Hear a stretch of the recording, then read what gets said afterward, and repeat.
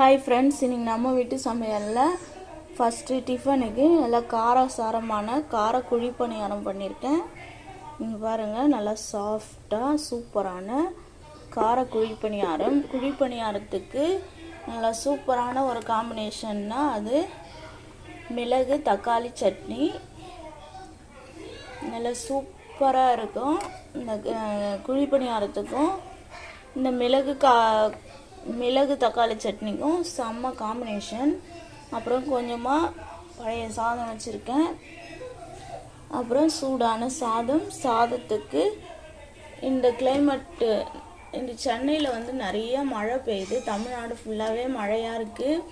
அதனால் எல்லாருக்கும் சளி காய்ச்சல் இதெல்லாம் வருது இல்லையா, அதுக்காக நாக்குக்கு ருசியாக இந்த குளிருக்கு இதமான ஒரு மிளகு தக்காளி ரசம் வச்சுருக்கேன். மிளகு பூண்டு தக்காளி ரசம் சாதத்தில் போட்டு சாப்பிட்றதுக்கு ரொம்ப சுவையாக இருக்கும்.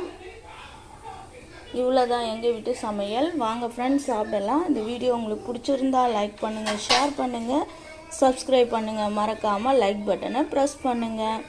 Okay, bye friends. இன்றைக்கி நம்ம வீட்டு குறிப்புகளில் என்ன குறிப்புன்னு பார்த்தோம்னா, நம்ம பொட்டுக்கடலை சட்னி அரைக்கும் போது ஏன் நம்ம ஹோட்டலில் செய்கிற மாதிரி வரமாட்டேங்குதுன்னு நிறைய பேர் ஃபீல் பண்ணுவீங்க. அதுக்கு ஒரு சிம்பிளான ஒரு சொல்யூஷன் என்னென்னா, இப்போ நம்ம தேங்காய் கொஞ்சம் அதிகமாகவும் பொட்டுக்கடலை கொஞ்சமாக கொஞ்சம் அதை விட கொஞ்சம் கம்மியாக போட்டு அது கூட பச்சை மிளகாய் கொஞ்சமாக கொத்தமல்லி போட்டு நல்லா கொரகொரப்பாக அரைச்சி தாளித்து பாருங்கள். ரொம்ப சூப்பரான ஒரு சட்னி நம்மளுக்கு கிடைக்கும். அதுவும் ஹோட்டல் சுவையில் செம்மையாக இருக்கும். ட்ரை பண்ணி பார்த்துட்டு எப்படி இருக்குதுன்னு கமெண்ட் பண்ணுங்கள். Okay, bye friends.